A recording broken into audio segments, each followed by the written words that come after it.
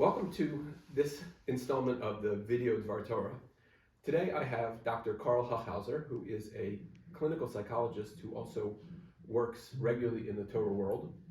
And the question I'm really going to put to him is the question that's very much on my mind, seeing as anxiety is one of the epidemics of our age, and trying to deal with it and manage it. I'm curious, in your clinical opinion and in your experience in the Torah world, what is the Torah's wisdom that it shares on anxiety? So the number one tip I give to people is that Ashrei Adam Mefached Tamid Umaksheh Libo Yipol Bara'a, which means that Torah actually says that anxiety is good, fear is good. I think fear gets a bad rap. We tend to think that a person who has anxiety, that it's intrinsically bad. I think sometimes the way to deal with anxiety is actually to embrace the fact that there are things that I'm afraid of or nervous about, and then learn how to deal with it rather than necessarily get over it. And the pasuk says that Ashrei Adam Mefached Tamid, so it's good to be afraid all the time. Maksheh libo yipol bara'a.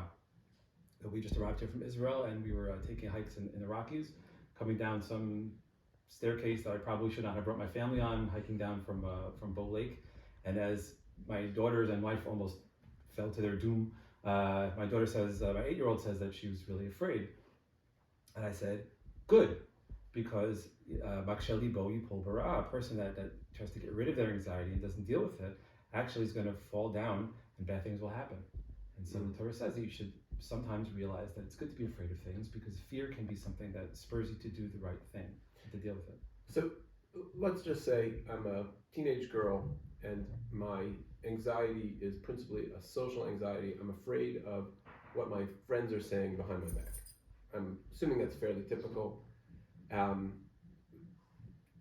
does that work in how do I embrace that in some kind of constructive fashion? Well, the first thing is to assess, is it legitimate? Meaning, is it real? Right? Are my friends, take a step back for a second, say, are my friends actually saying something behind my back? What is the actual situation?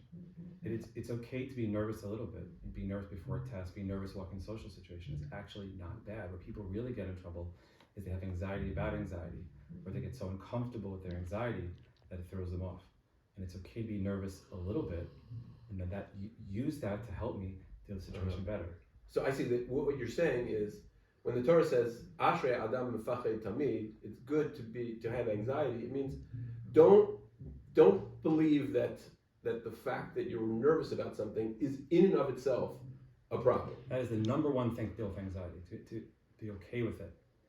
Okay, and then, but I want to make sure that anxiety is proportionate to the situation.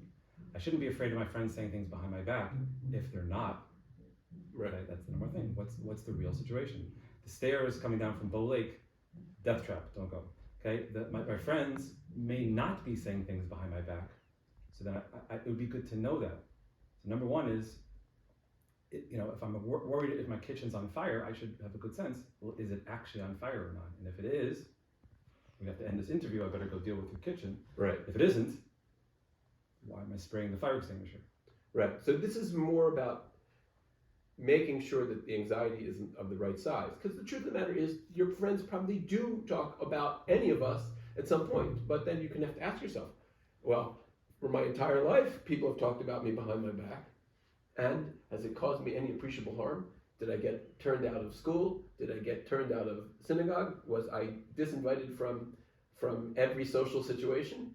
So the answer is, there may have been some disadvantages, but again, like most things in life, it is a little bit like climbing a hill or carefully negotiating a staircase. These things tend to have more solutions than they are total impediments, and the real focus of this idea is Ashrei Adam Mefached Tamid, is that fear has a place, but you just have to find the right place. Correct. Because I want my fear to serve me. I don't want to serve it. Mm-hmm. It should be, as I say to my patients, my Israeli patients, is a pachad misharet or pachad mishatek. Is it fear that serves me, or fear that paralyzes me? Mm. That's probably the number one.